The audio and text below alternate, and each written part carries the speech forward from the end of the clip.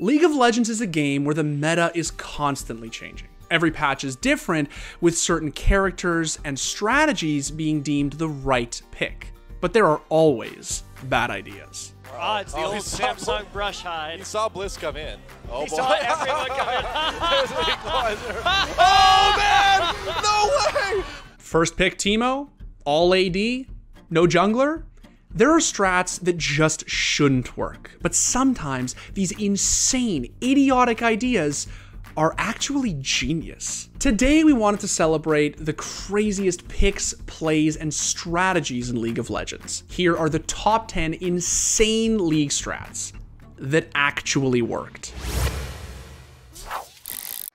Kicking off our list at the number 10 spot is a moment that left everyone watching LCS wondering if they'd accidentally tuned into a solo queue game instead. During the 2014 Spring LCS, Cloud9 were a force to be reckoned with. They were so good that their mid laner, High, figured he could afford to troll TSM in the very first game of the regular season. Really, mentality for balls is something that always keeps him in the game. You can put him on any champion. Listen. No. Welcome to the North American LCS. That's right, he picked Teemo. Teemo is the bane of solo queue, but at a high level, he's just not that good. At least, that's what everyone thought. Turns out that High knew something that everyone else didn't. Teemo was broken on that patch. He's going to keep him there for the fight. He is almost locking down 5 members. They don't want to move. They're all magnetically attracted to him. And Dyrus is the focus for Cloud9 right now. This could give Wild Turtle and the rest of the team enough time to do damage, but Cloud9 is just too tanky. High actually flashed in from behind the fight here to just pop Wild Turtle as he was trying to do this fight, and once that happened, the fight was over. Bjergsen got distracted, finishing off. Since there's no AD carry, there's no damage left. High handed Bjergsen the single most embarrassing loss in League history. Coming in at number 9 might be a recent strat, but it made history. While the LPL was on break due to COVID-19, world champion top laner theShy decided to experiment in the top lane, and he stumbled across one of the weirdest picks you'll ever see. But this is going to leave, wow, I was going to say Misfortune, oh, but yes. Kalista's insta-locked. Yes, this is a thing. Kalista is an AD carry. She's not just designed for the bot lane, her kit is built around having a support in the lane with her. But theShy defied convention, and he played her in the top lane solo. Level 3 dive? Is it the plan? theShy's tanking underneath. Oh, he gets first blood! Oh, man. The thing about Vici is that they need to recognize how much of a problem theShy currently is, and they need to slow down the pace. He doesn't. That's the problem. He doesn't care. Chieftain, he's got to limp away, but guess what? theShy's teleporting top lane. He don't care about this damn team fight. He cares about pushing non-stop here. They show us peak performance here on patch 10.4. with Kalista top. There are some technical reasons why this worked out for him, but the fact of the matter is that until that moment, no one ever took Kalista top in all 6 years of her being in the game. Anyone would have called it a troll pick, but theShy annihilated his opponent.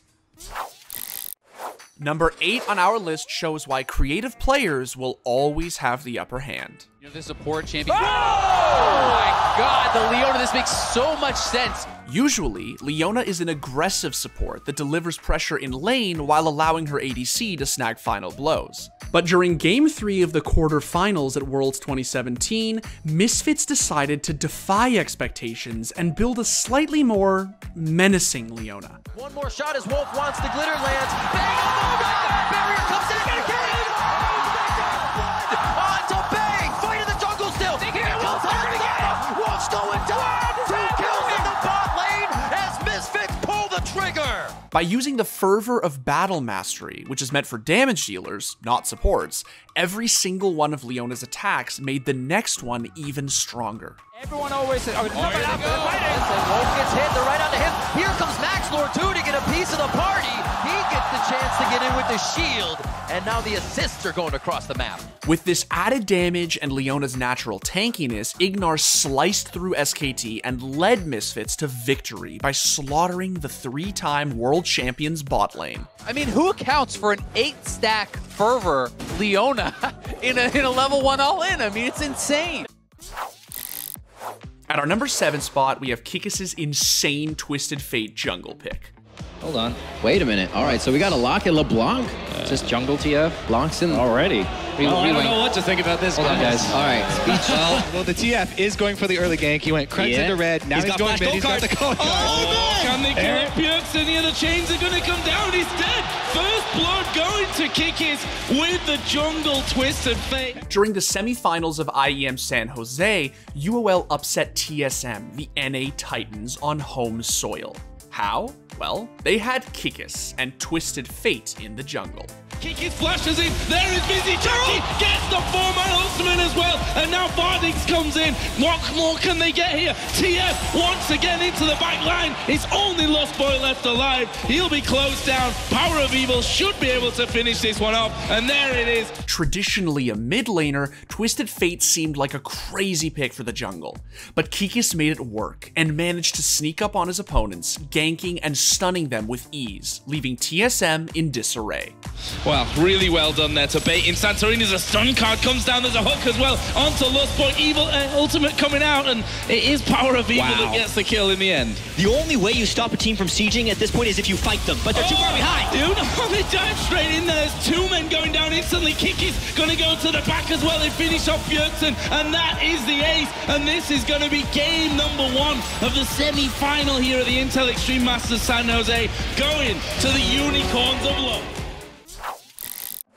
Number 6 on our list reminds us why Caps is the king of bizarre and outlandish mid lane champions. I know I've made the statement before that Caps can play everything. I did not expect a mid lane Vayne to be a thing. That's crazy. It's the 2018 EULCS semifinals, Fnatic versus Misfits. Game 3 and both teams are tied. There was a lot of pressure on Caps, but for reasons no one could explain, he picked Vayne. First time we have ever seen a Vayne mid in the EULCS, and Caps, the all-pro mid laner, is the one to bring it out. Vayne is an AD carry, in case you didn't know, not a mid laner. She's squishy, and any traditional mid laner should dunk on her. So, naturally, his own team was confused. Oh my Jesus, Dylan. Oh my Dylan, we have to go Vayne. No, we have to go Corki. No, Olaf got you. We're going Vayne, by the way. Are you serious? It's Trundle Vayne. Shouldn't we just go Corki? But are you serious? Is it gonna win us the game? Of course. I think we might do it. We win. Oh, smart man! Holy Caps, I saw that. That was really sick. Holy poggers! What the this place. What do you say, Dylan? What do you say? Huh? You think you're funny or what? You think you're funny?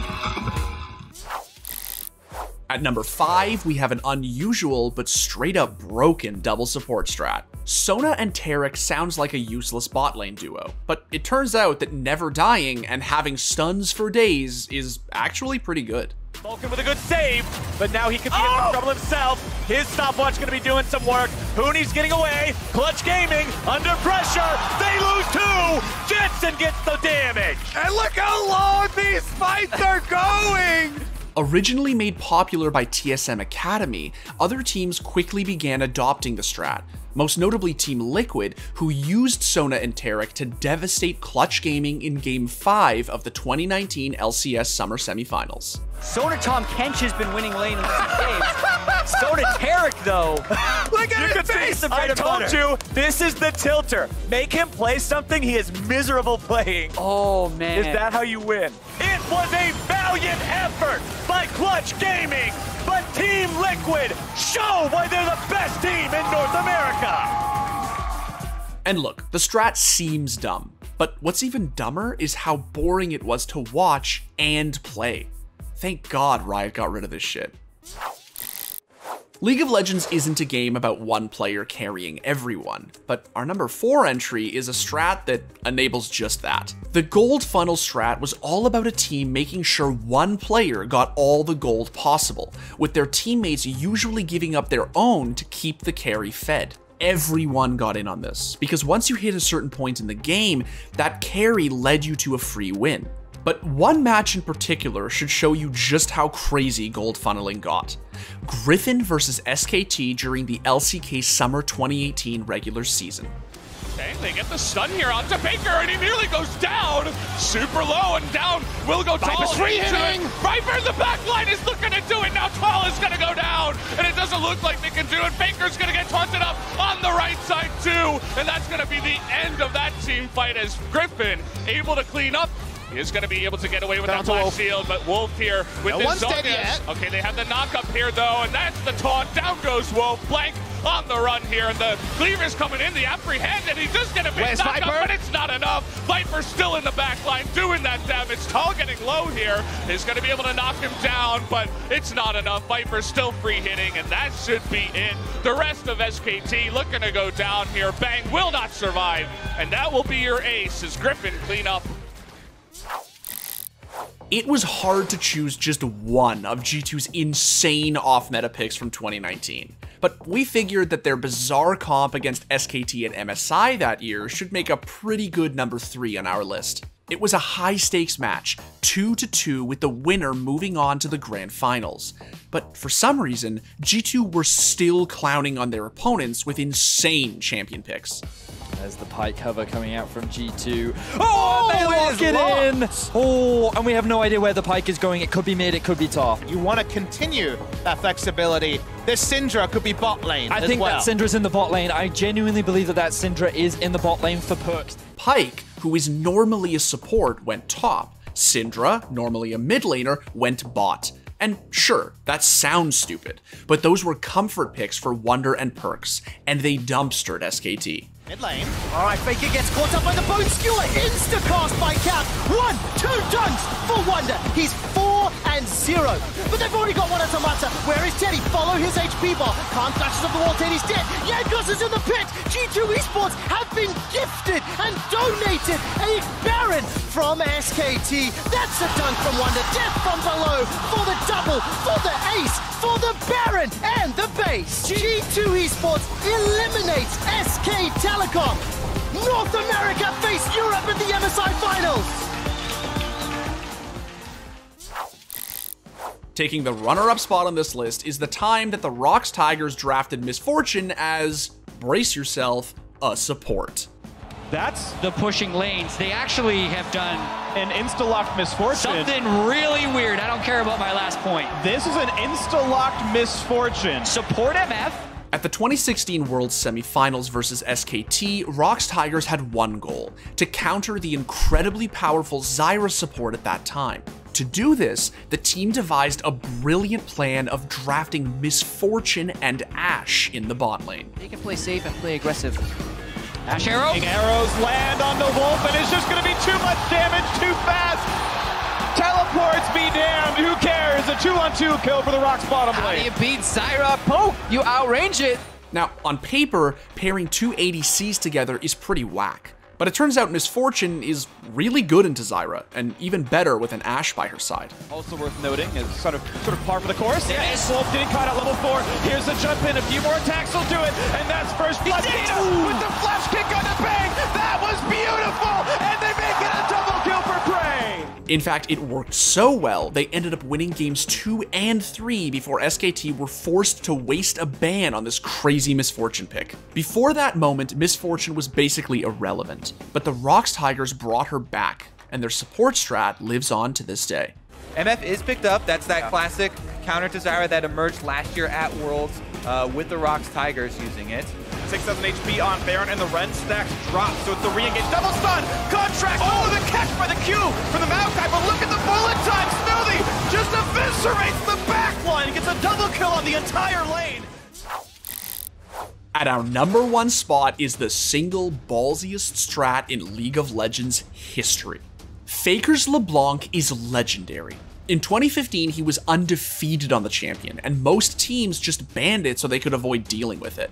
But EDG decided to face the Demon King head on. Faker has never lost with LeBlanc on the competitive stage. 12-0. EDG left LeBlanc open and baited Faker into picking it, then drafted a comp exclusively designed to fuck with him. Their roaming kill strategy is really strong, and what a move by Mako! Used a minion, then Soul Shackles Faker. There's going to be Clear Love coming up as well. Faker gets the Mimic there, and he's going to be able to get out alive. They are still following with a bit of on the hunt pressure. Righteous Glory just wears off, and they go in. Koro's right in the middle with Benz from Maelstrom on. That's a huge under wall damage. The Soul Shackle causing SKT to flash out every which way. EDG is all over SKT, all over the health bars, and they drop everyone but Bangy and Faker. Elixir of Sorcery on him as well to get out a bit of extra damage. Koro finds him with the twisted advance as he pulls back to Distortion, and he can't get out alive. Marin's forced to turn as soon as he gnars out. Unfortunate for SKT. It shouldn't have worked. In fact, in any other situation, this comp was a terrible idea. But Faker crumbled. This is another very dangerous Baron. EDG needs it to win. Here comes SK Telecom. Bangy not there for the 50-50. Baron going very low at 1,500. It is going to go over to Clear. Down goes Faker. They take down Faker immediately. SK Telecom T1 are wiped. The Nexus turrets are going down. LPL's Edward Gaming are the 2015 mid-season invitational champions.